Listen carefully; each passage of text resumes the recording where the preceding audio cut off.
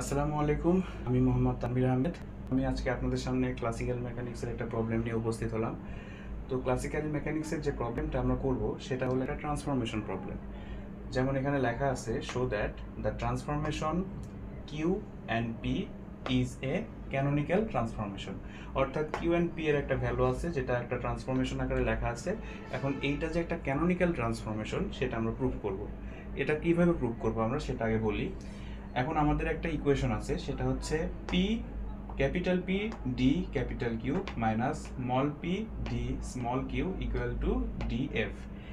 এই ইকুয়েশনটা যদি এরা সত্যায়িত করে, অর্থাৎ এই ইকুয়েশনটা যদি ইকুয়াল, এটার সাথে ইকুয়াল যদি এটা হয়, তাহলে আমরা বুঝবো যে এটা একটা ক্যানোনিক্যাল ট্রান্সফরমেশন। এখন সেইটা করতে গেলে আমাদের এখানে capital Q R capital P এর মান দেওয়া আছে। তো এই মান থেকেই মূলত আমরা এই টোটালটার মান বের করব।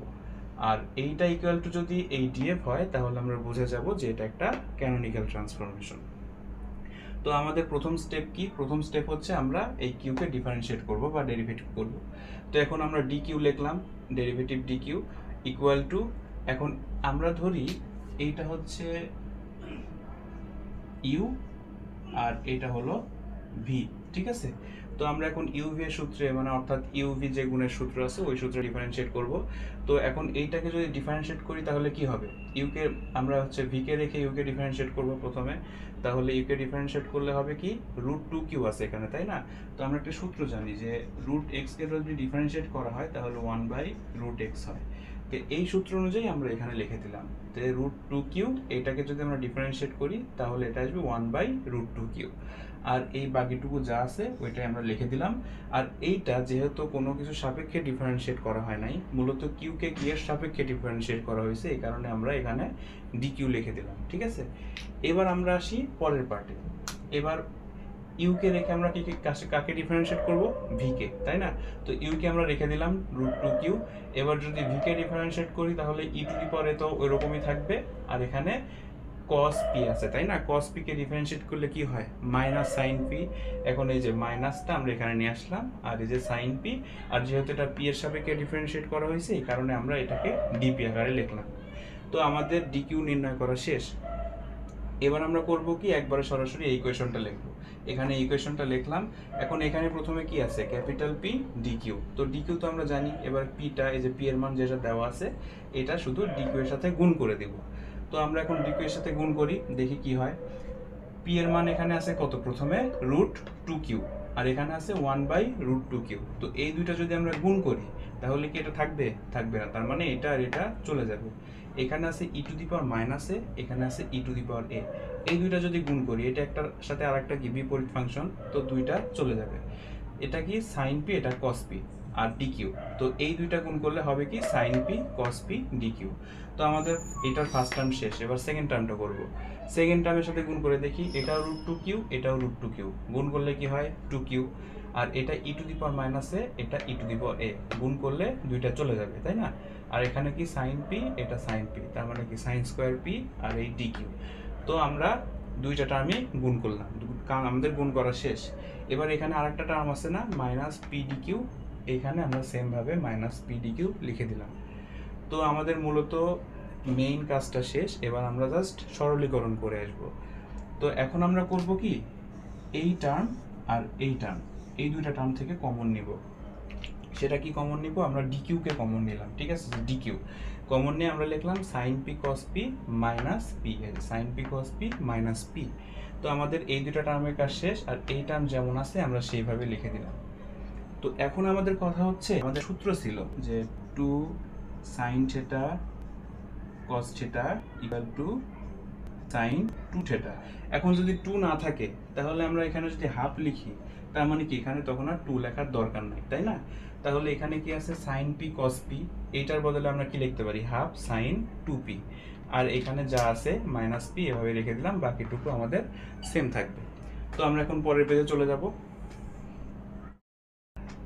ওকে, তো আমরা পরের পেজে চলে আসলাম। তো আমাদের আগের পেজে এই লাইনটা ছিল, লাস্ট লাইনে। তো আমরা এবার এই লাইন থেকে আবার শুরু করব। তো আমাদের এখানে যেটা আছে সেটা হচ্ছে এই যে একটা ফাংশন, এটা ডি কিউ এর একটা ফাংশন, ঠিক আছে? তো এখন আমরা এইটার পার্শিয়াল ডেরিভেটিভ কি ছিল সেইটা বিবেচনা করে আমরা এই লাইনটা লিখব। তো এখানে যখন আমরা delta by delta Q add করব, তার মানে হচ্ছে এই লাইনটা হবে এই লাইনের ইন্টিগ্রাল ফর্ম, তাই না? তো এখন এই লাইনের কিউ এর সাপেক্ষে ইন্টিগ্রাল কি হইতে পারে?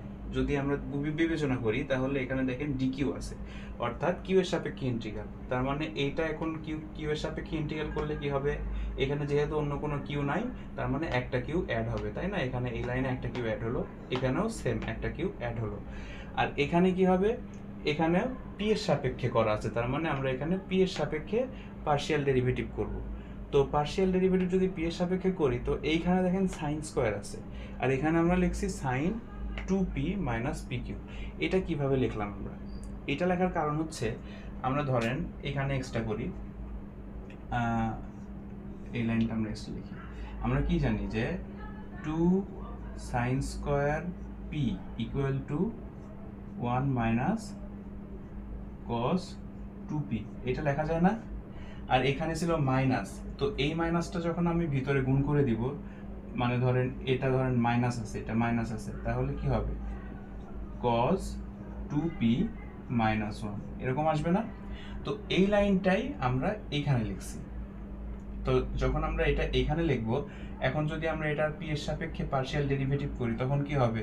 এখানে সাইনটা হয়ে যাবে, সরি কসটা হয়ে যাবে সাইন, তাই না?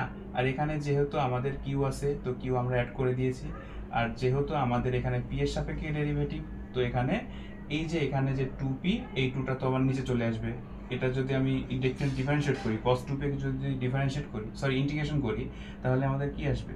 যে ইন্টিগ্রেশন ধরেন cos 2p বা dp, এটা ইকুয়াল টু আসবে আমাদের sin 2p ডিভাইডেড বাই 2, তাই না? এই যে sin 2p ডিভাইডেড বাই 2, আর কিউ তো ছিলই আমাদের। আর মাইনাস এখানেও কিন্তু একটা কিউ আছে, এই যে কিউটা কিন্তু এখানেও গুণ হয়ে গেছে। এই যে সামনে যদি একটা কিউ থাকে, তো এখানেও কিউ একটা গুণ হয়ে গেছে, তাই না? এই যে এখানে একটা কিউ গুণ হয়ে গেছে, এখানেও কিউ গুণ হয়ে গেছে। তো এখানে যেহেতু পি নাই, এই কারণে আমরা একটা পি অ্যাড করে দিলাম।